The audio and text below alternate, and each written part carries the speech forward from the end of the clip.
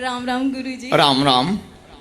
कल से वेट कर रही थी आपसे कि एक बार बात हो जाए। ओहो। सबसे पहले तो बहुत बहुत शुक्रिया आपका, बहुत बहुत शुक्राना कि आप पर्थ में आए और हम सबको इतना ब्लेस किया। हम लोगों ने आपका यूट्यूब पे सत्संग देखा है और बहुत मन में इच्छा थी कि जाएंगे और बागेश्वर धाम जाके देखेंगे कैसा होता है, पर वही है कि मौका नहीं लग पा रहा था। अब आपने एक अलग पर्ची दी है कि हाँ पर्थ वालों के लिए अलग से जाने का मौका है, तो जरूर मुझे लगता है कि हम सभी लोग वहाँ पे जाएंगे। नहीं, पूरी दुनिया के लिए ये मौका मिला बागेश्वर धाम पे कि वहाँ पे हमने कार्यालय खोला, उसका नाम ही रखा NRI कार्यालय। क्या बात है। हाँ, OCI बहुत शुक्रिया। NRI। एक आजकल हम भी बहुत अच्छी एजुकेटेड हो गए। हाँ बोलो। एक बहुत ही अच्छी चीज लगी कि जिस तरह से आप सनातन धर्म को प्रमोट कर रहे हैं ना, सिर्फ इंडिया में नहीं, इंडिया के बाहर भी हर जगह, और लोगों में वो जागरूकता उत्पन्न हो रही है, तो वो बहुत ही अच्छी चीज है। मुझे याद है जब हम छोटे थे तो हमारे घर में हमें मम्मी पापा ने शुरू से, मेरे पापा मम्मी दोनों बहुत पूरे सनातनी हैं, तो हमेशा बोलते थे कि नमस्ते नहीं, राम राम, कोई भी वाह। आएगा राम राम करना है। तो मैं जब छोटी थी मुझे बड़ी शर्म आती थी कि मेरे फ्रेंड्स के मम्मी पापा मिले, कोई भी मिले तो पापा मम्मी राम राम जी, राम राम जी। मैंने कहा ये कितना वैसा लगता है कि हम कहाँ से हैं। मैं दिल्ली, मतलब भारत से ही हूँ, पर दिल्ली में सब नमस्ते हाय हेलो करते हैं। तो हमारे यहाँ राम राम, शुरू से राम राम, भाई वाह। बहन भी आपस में राम राम, मम्मी पापा भी, कोई भी मिले राम राम। तो वो आदत अब जाके समझ में आती है कि वो हमारा सनातन धर्म और हमारी हिंदुत्व को उन्होंने कैसे जागरूक रखा।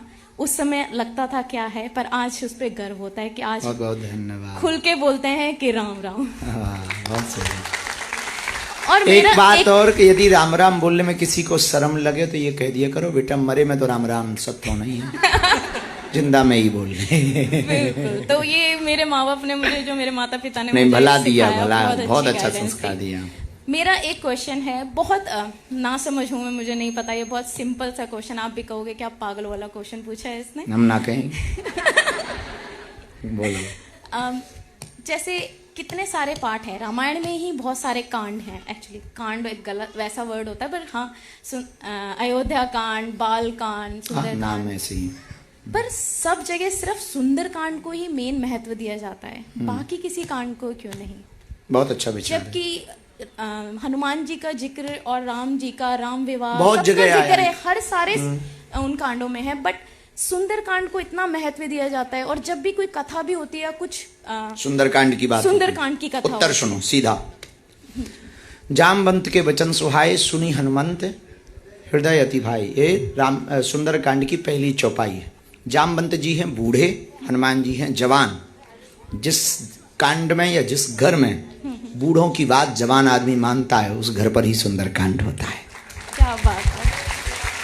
इस शिक्षा के साथ सुंदरकांड स्टार्ट होता है, इसलिए सबसे ज्यादा सुंदरकांड की महिमा है। और सुंदरकांड की महिमा का दूसरा कारण है, राम जी के दूत बनकर हनुमान जी गए, पूत बनकर वापस लौटे, इसलिए इस कांड का नाम सुंदरकांड, इसलिए महिमा है। सुंदरकांड की महिमा का तीसरा कारण यह भी है कि लंका में भी माया की नगरी में भक्ति की खोज करनी है, तो हनुमान जी से सीखो, वो सुंदरकांड में हनुमान जी ने किया। इसलिए इस कांड का नाम सुंदरकांड, इसलिए इसकी महिमा है। और इसकी महिमा इसलिए भी है कि हनुमान नाम में सबसे लास्ट का अक्षर है ना। ना से होती है नम्रता, और नम्रता हनुमान जी में इतनी है कि इतने बड़े काम करने के बावजूद भी राम जी से कहते हैं, सो सब तब प्रताप रघुराई, ये आपका प्रताप है, हमने नहीं किया। ये हनुमान जी ने सुंदरकांड में कहा, इसलिए इस कांड का नाम सुंदरकांड है, इसलिए महिमा ज्यादा है। अंतिम जवाब, सुंदरकांड के पहले भी एक कांड है, किष्किंधा। और सुंदरकांड के बाद एक और कांड है, लंका। पहले वाला कांड जो किष्किंधा है उसमें विचार होता है, कार्य नहीं होता। बाद वाले कांड लंका कांड में कार्य होता है, लड़ाई ढुसुम ढुसुम, विचार नहीं होता। लेकिन एकमात्र सुंदर कांड में है जिसमें विचार भी होता है और कार्य भी होता है, इसलिए इसकी इतनी महिमा है। और उसी व्यक्ति की महिमा होगी जो विचार करके कार्य करेगा, इसलिए सुंदरकांड की महिमा है। धन्यवाद गुरुजी। एक आखिरी सवाल, जो हम पूजा करते हैं, मंत्र जाप या कोई भी जाप, सब कहते हैं अमृत वेला में करना ही, अमृत वेला में करना बहुत अच्छा होता है। फिर उसके बाद कब दिन में शाम के समय आरती के टाइम, मतलब संध्या वेला में करना अच्छा होता है, पर जिनको जब समय मिले वो करना बेटर है कि या उन पर्टिकुलर टाइम? भारत के एक बहुत प्रसिद्ध दार्शनिक हुए आचार्य रजनीश ओशो, उन्होंने एक बड़ी गहरी बात कही कि तुम जब जागो तभी तुम्हारे ब्रह्म का ब्रह्म मुहूर्त है। हाँ, तो जब पूजा में हम जैसे हम भारत में रहते हैं तो 4 बजे हम सोने जाते हैं, तो हमारे आसपास के लोग कहते हैं बताओ लो पूरी दुनिया के महात्मा, भारत के महात्मा जाग कर भजन पूजन कर रहे हैं, अब तुम सोने जाओगे। हमने कहा हम अमेरिका के हिसाब से चलते हैं।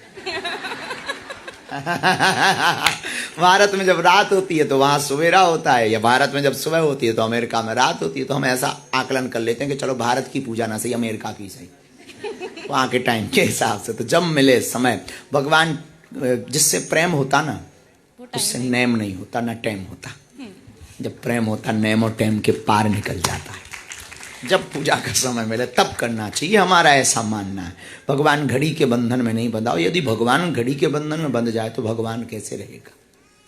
बिल्कुल सही कहा आपने। शुक्राना गुरुजी, थैंक यू सो धन्यवाद। मच।